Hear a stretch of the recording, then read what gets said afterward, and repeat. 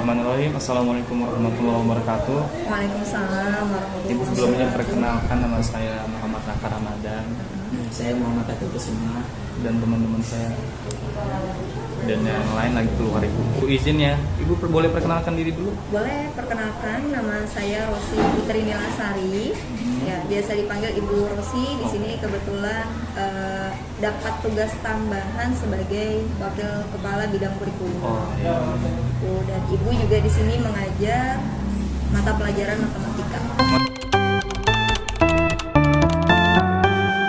Karena kita SMK itu di bawah kementeriannya Kementerian Pendidikan dan Kebudayaan ya, bukan dari Kemenak.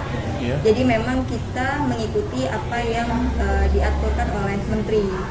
Nah, saat ini kan kurikulum yang digunakan oleh dinas itu adalah kurikulum merdeka. Iya. Maka SMK Islam Muhammad per tahun ajaran ini 2023-2024 itu memang menggunakan kurikulum merdeka.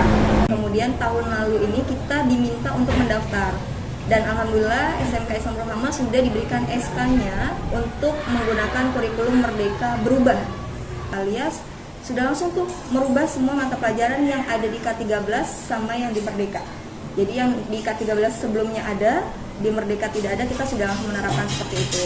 Lalu bagaimana tadi kita mengembangkannya? Iya, mengembangkannya. Jadi kita ambil dari dinas dulu nih.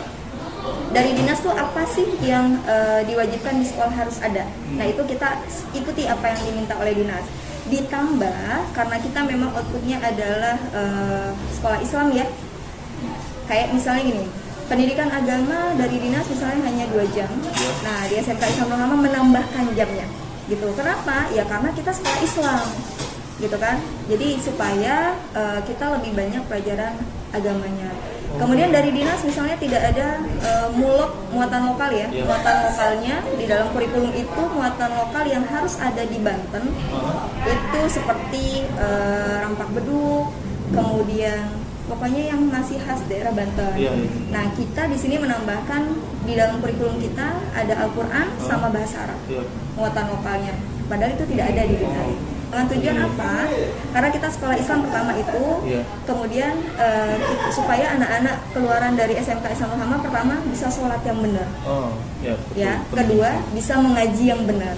Itu yang membedakannya. Makanya adopsi dari kurikulum yang dari dinas ditambahkan kurikulum yang kita terbitkan sendiri dari SMK Islam Muhammad. Kemudian tadi yang Ibu singgung masalah di UHAMK, karena di bawahnya adalah Muhammadiyah, maka kita tambahkan pelajaran ke Muhammadiyah.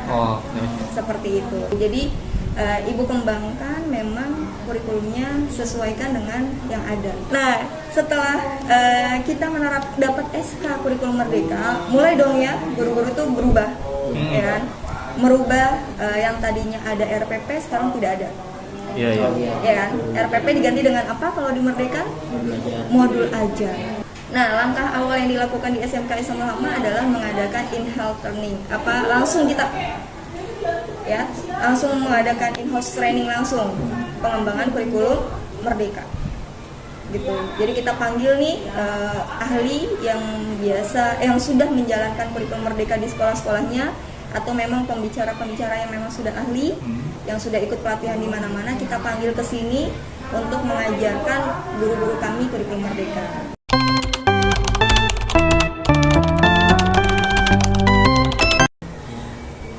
Untuk pembelajaran PAI khususnya saya menggunakan banyak sekali metode yang digunakan dalam pembelajaran, disesuaikan dengan materi yang akan disampaikan.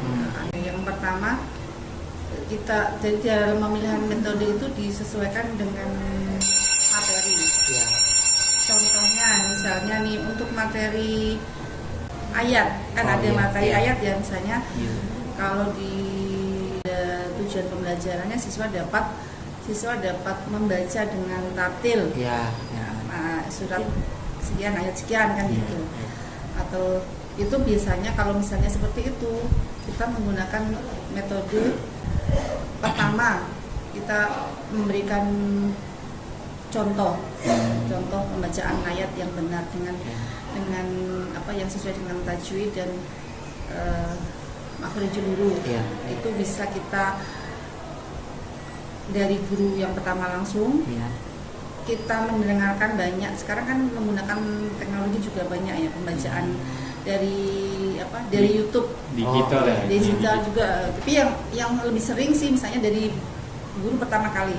Ketika guru memberikan materi itu kan tahu sudah tahu nih di kelas ini siswa yang bacaan yang paling bagus tuh siapa.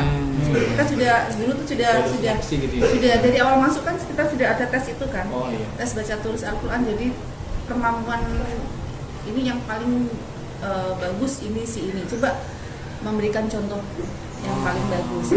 Nanti dari situ itu kan berarti nanti ada drill ya, metode yang bukan adalah drill. Drill. Jadi Latihan, iya. latihan terus menerus kan nanti itu dalam materi ayat misalnya membaca dengan tartil, kemudian bisa belajar dengan teman. Jadi dengan apa sih istilahnya yang bagus dia tutor sebaya. Jadi yang bagus nanti bergantian, ini satu kelompok ini ada yang bagusnya satu, kemudian tutor sebaya nantinya. Kemudian dia kan dibikin apa namanya sekarang kan fleksibel ya belajar itu, jadi nggak terus bangku tuh urut-urutan gini kan. Iya. Jadi bikin circle misalnya satu kelompok tuh 4 orang.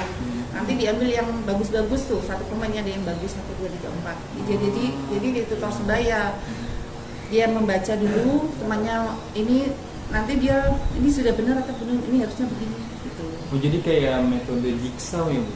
Ya kalau dia itu kalau kata saya itu tutor sebaya karena itu tadi dia temannya mengajarkan satu circle-nya itu tadi.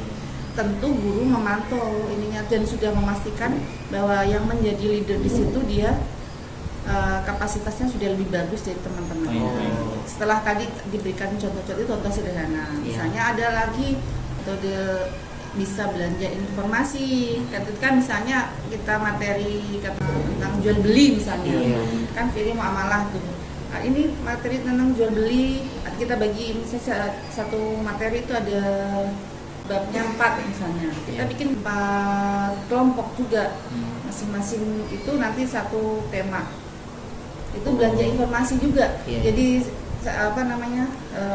satu kelompok ini membahas ini, nanti mempresentasikan ke teman yang lain. Teman yang lain pun begitu bisa saling berbagi informasi. Kadang-kadang ibu juga menawarkan ke anak-anak. Kita mau pakai apa nih? Mau pilih ini apa ini? Yang mereka tuh enjoy menjalani. Kadang-kadang misalnya akhlak, materi akhlak itu bisa bermain peran. Mau nanya, kalian namanya siapa? Saya Ratna. Ratna, kamu? Virus. Oke. Saya karena sebelumnya saya kan SMP belum pernah ikut organisasi ya Kak.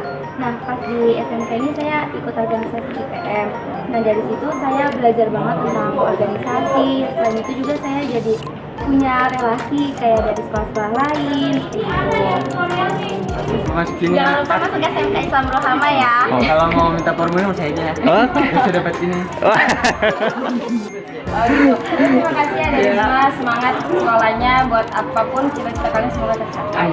Dan jangan lupa follow IG mereka ya. Oke. Kalian apa nih? Kalian apa namanya? NAA_LDR. Oke, kamu apa? Ramai 20. Oh, Ramai 20. Oke, jangan lupa juga follow sekolahnya ya guys. Oke, see you. Dadah semuanya. Nah.